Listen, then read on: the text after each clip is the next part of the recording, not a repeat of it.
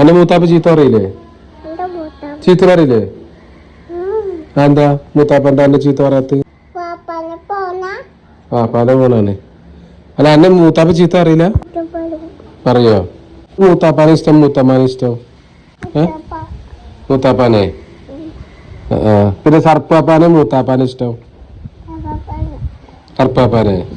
അസ്സലാമു അലൈക്കും വറഹ്മത്തുള്ളാഹി. ഇപ്പോൾ നിങ്ങൾ ഈ കണ്ട വീഡിയോ അല്ലേ, ആ വീഡിയോ ഞാൻ ആകസ്മികമായിട്ട് എടുത്തതാണ്. കുറച്ച് മാസങ്ങൾക്ക് മുമ്പ്, ഏകദേശം കഴിഞ്ഞ വർഷം സെപ്റ്റംബറിലാണ് ഞാൻ ഈ വീഡിയോ എടുക്കുന്നത്. എൻ്റെ ചെറിയ മോളാണ്. അപ്പോൾ അവളിങ്ങനെ മടിയിൽ വന്നിരുന്നപ്പോൾ ഞാൻ കുറച്ച് കാര്യങ്ങൾ ഇങ്ങനെ ചോദിച്ചിട്ട് വെറുതെ ജസ്റ്റ് ഒരു ഫണ്ണി അത്ര മാത്രമേ ഉദ്ദേശിച്ചുള്ളൂ. അങ്ങനെ എടുത്ത വീഡിയോ ആണ്. പക്ഷെ അതിൽ വലിയൊരു സന്ദേശമുണ്ട്.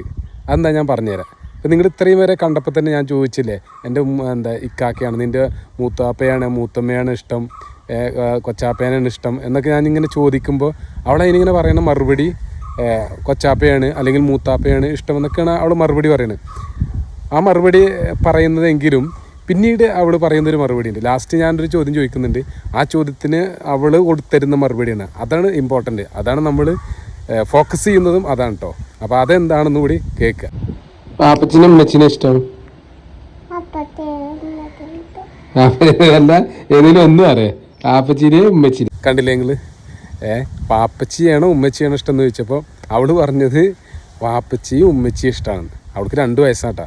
2 വയസ്സാകുമ്പോഴാണ് ഞാൻ എടുക്കുന്നത്. എന്താണ് അങ്ങനെ അവൾ പറയാനുള്ള കാരണം? അവൾക്ക് ഉമ്മയും വാപ്പയും അത്രമാത്രം പ്രിയപ്പെട്ടവരാണ് എന്നതുകൊണ്ടാണ് അവൾ വാപ്പച്ചിയും ഉമ്മച്ചിയും ഇഷ്ടമാണെന്ന്. അവൾക്ക് വേണമെങ്കിൽ വൺ സൈഡായിട്ട് എൻ്റെ മടിയിൽ കിടന്നിട്ടാണ് അവൾ പറയുന്നത് എന്നെയാണ് വാപ്പച്ചിയാണ് ഇഷ്ടമെന്ന് അവൾക്ക് പറയായിരുന്നു. പക്ഷെ അവളത് പറഞ്ഞില്ല. എന്ന് മാത്രമല്ല, അവൾ വാപ്പച്ചിയും ഉമ്മച്ചിയും ഇഷ്ടമാണെന്നാണ് അവൾ പറഞ്ഞത്. അത്രയും അറ്റാച്ച്മെൻറ്റും നമ്മൾ അത്രയും അൺകണ്ടീഷണൽ ലവ് കൊടുക്കുകയാണ് നമ്മൾ അവർക്ക്.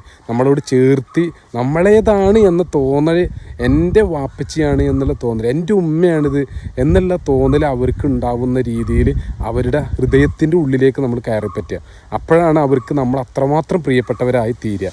അപ്പം അങ്ങനെ ഒരു സിറ്റുവേഷൻ നമ്മൾ ഉണ്ടാകുമ്പോഴാണ് ഇത്തരത്തിലുള്ള മറുപടികളൊക്കെ നമ്മുടെ മക്കളിൽ നിന്ന് നമുക്ക് കിട്ടുക. അങ്ങനെ ഒരു സിറ്റുവേഷനിലേക്ക് നമ്മുടെ കുടുംബം മക്കളൊക്കെ എത്തണം. നമ്മുടെ കുടുംബം സന്തോഷപൂർണ്ണമാക്കി തീർക്കുമാറാവട്ടെ. ആമീൻ യാ റബ്ബൽ ആലമീൻ.